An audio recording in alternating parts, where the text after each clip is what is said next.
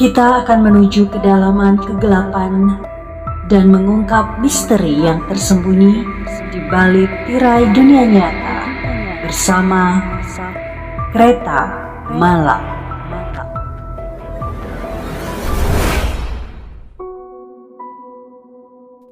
Kali ini saya akan mengajak Anda untuk menuju kisah nyata Villa Angker Cisarua, Bogor. Kisah ini bersumber dari Jagoan Neon. Kejadian ini terjadi sekitar Juli tahun 2021. Saat itu, aku dan sejumlah teman bersepakat untuk liburan bersama ke daerah Puncak. Sebelum memutuskan tempat yang akan ditinggali, kami membentuk panitia untuk survei dan akhirnya berhasil mendapatkan Villa A. Namun sayang, berhubung saat itu masih PSBB, Villa A pilihan mereka pertama hanya mengizinkan sekitar 10-15 orang untuk tinggal.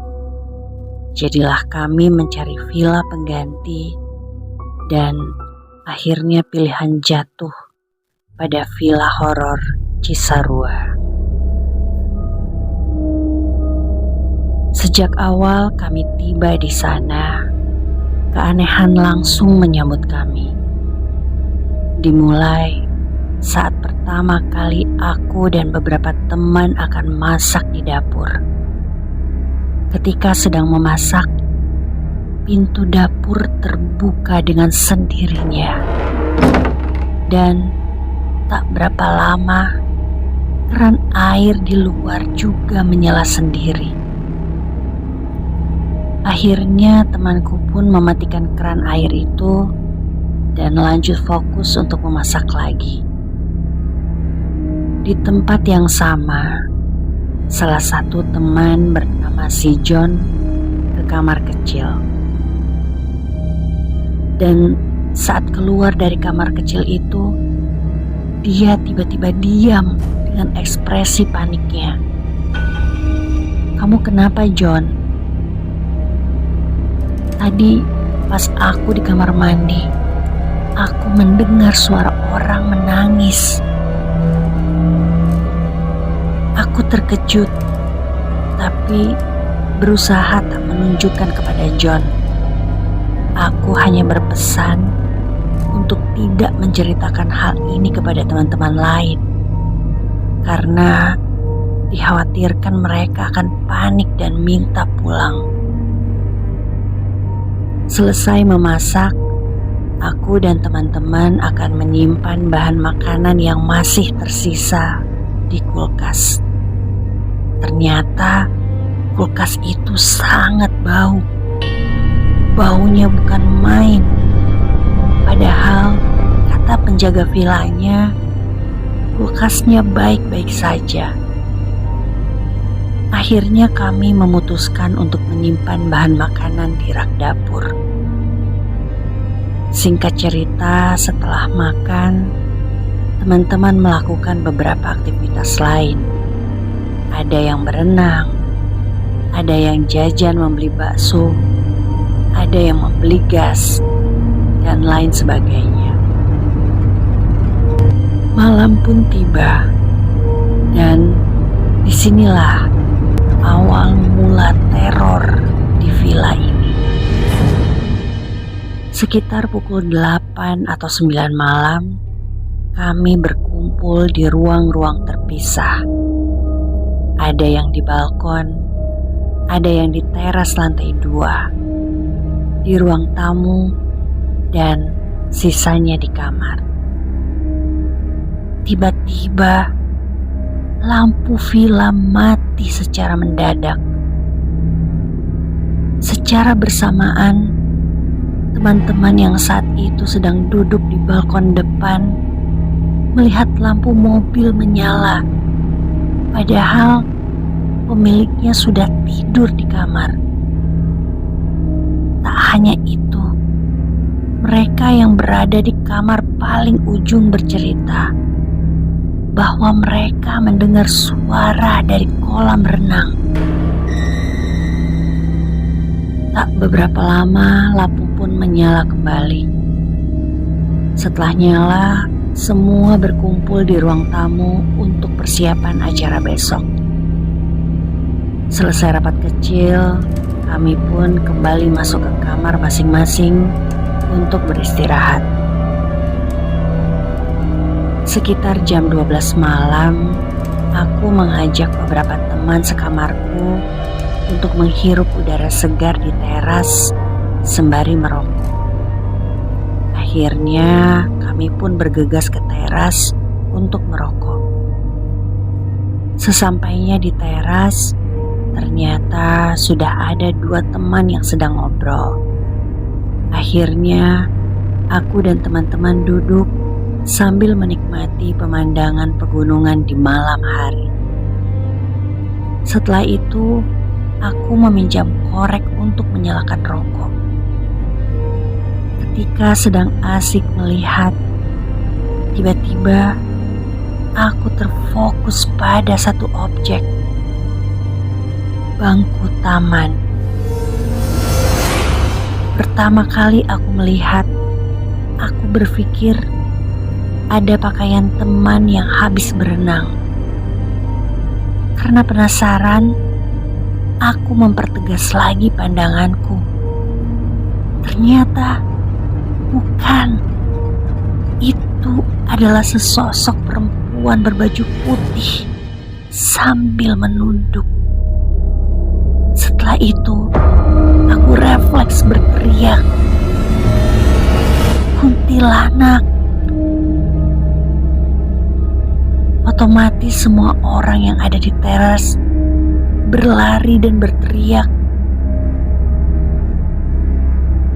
"Ya Allah, ada setan! Ada setan!" Teriakan kami itu membangunkan beberapa teman yang saat itu sedang tidur di ruang tamu. Akhirnya, kami bertujuh langsung masuk ke kamar dan mendengarkan ayat suci Al-Quran di kamar. Sesampainya di kamar, setelah itu, aku kembali berkata pada teman-teman untuk tidak menceritakan kepada siapapun karena khawatir akan membuat mereka takut. Pagi pun tiba dan jujur saja setelah melihat sosok kuntilanak itu, seketika tubuhku lemas, badan panas, dan untuk bergerak saja sepertinya susah. Akhirnya aku pun coba untuk tidur saja. Berselang beberapa jam kemudian, rundown acara pun dimulai. Di sini, aku coba memaksakan diri untuk bergerak dan alhamdulillah sudah lebih enak dari sebelumnya. Walaupun suhu badanku masih panas. Lagi dan lagi, ketika di kamar mandi lantai 2, temanku mendengar ada suara geraman dari luar. Padahal saat itu cuma ada 1 orang saja yang menemaninya. Mereka berdua pun akhirnya turun ke bawah dengan muka yang sangat panik.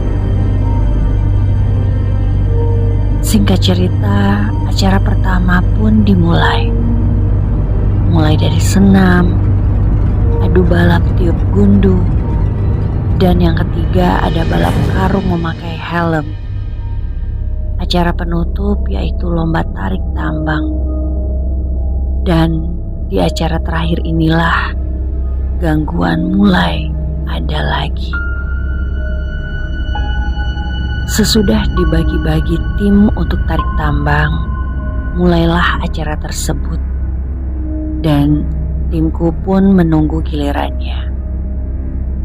Setelah selesai tim pertama main, Dua orang temanku ke dapur untuk ambil air minum. Setelah di dapur, mereka pun minum. Ketika akan minum kedua kalinya, tiba-tiba gelas bergerak sendiri dan ada bayangan lewat. Mereka berdua pun panik. Akhirnya turun ke bawah berlarian. Acara tetap berlanjut. Aku dan timku menunggu giliran tarik tambang sambil makan bakso. Tiba-tiba kami melihat penjaga villa sedang menguburkan benda yang dibungkus kain hitam yang kami tidak tahu apa isinya. Ternyata 3 orang temanku baru bercerita kalau kemarin saat mereka juga sedang makan bakso di balkon, mereka melihat penjaga villa yang sedang menguburkan benda yang sama seperti yang baru kami lihat. Tak berapa lama, penjaga villa yang sudah selesai menguburkan benda hitam mendekati kami dan berkata, "Kalian di sini cuma tamu. Jangan berisik. Takut yang di sekitar terganggu. Sedikit lagi sudah mau maghrib. Cepat selesaikan." Acaranya pun disudahi dan salah satu teman menggerutu, lalu dia berkata bahwa padahal maghrib masih lama, malah acara dibubarkan. Tak berapa lama, temanku mendapat berita duka kalau ayahnya meninggal di lokasi yang tidak jauh dari villa yang kita tempati. Yang awalnya akan diadakan acara malam keakraban, ditiadakan karena mendapat kabar duka. Setelah maghrib, 8 orang dari kami pergi untuk melihat ayahnya teman yang meninggal, dan sisanya bakar-bakaran untuk makan malam. Di sini pun kami berbagi tugas. Ada yang mengupas jagung, ada yang membuka sosis, membeli arang, dan lain-lain.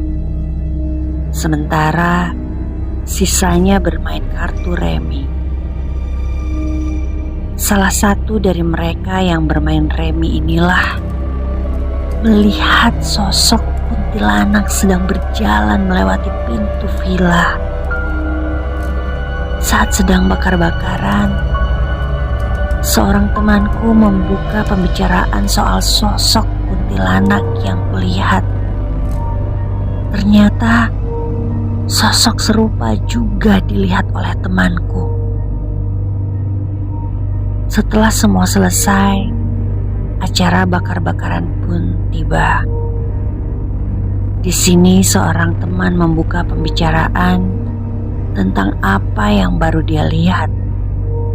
Ternyata dia melihat sesosok wanita di depan pintu. Bakar-bakaran pun akhirnya selesai, dan kami pun menunggu teman yang 8 orang pulang dari takziah agar bisa makan bersama kami. Selang beberapa jam, mereka pun kembali ke villa.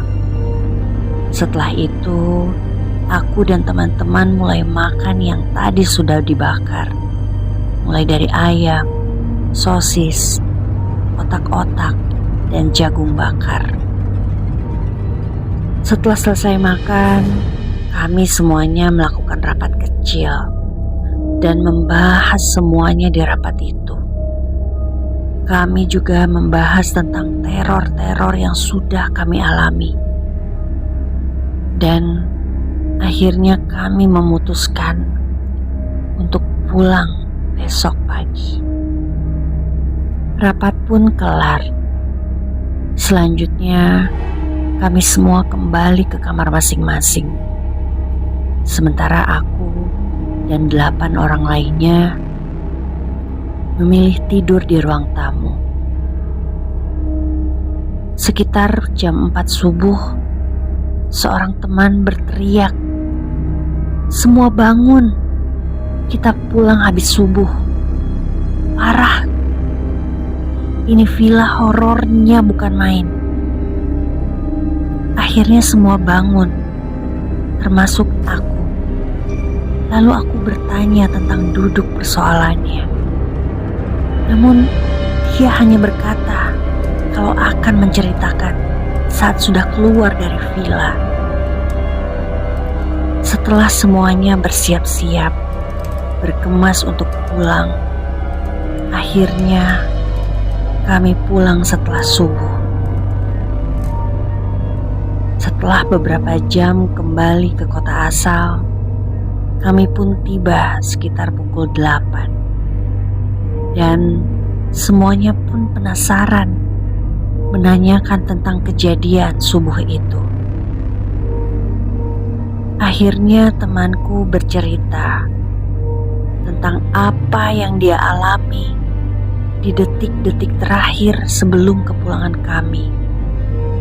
Ternyata saat dia di kamar, tiba-tiba dia melihat bayangan wanita tepat di atas langit-langit kamarnya. Tak cukup sampai di situ, teror di kamarnya dilanjutkan dengan saat temanku tertidur. Tiba-tiba tubuhnya terangkat sendiri. Lalu segera setelah tubuhnya kembali mendarat di kasur, dia langsung berlari panik keluar kamar dan membangunkan semua penghuni villa.